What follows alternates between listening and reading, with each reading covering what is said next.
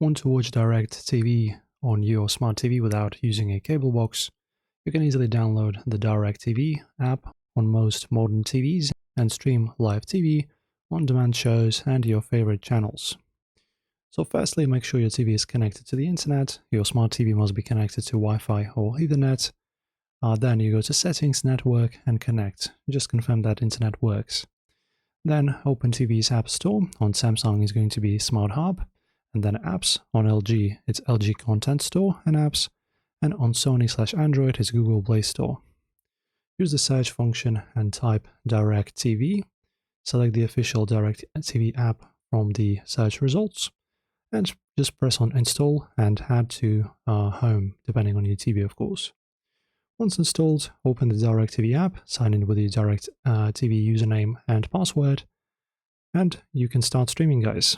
Enjoy your shows and other videos without a cable box. If you found this helpful, make sure to check out our other tutorials on the channel, and see you soon.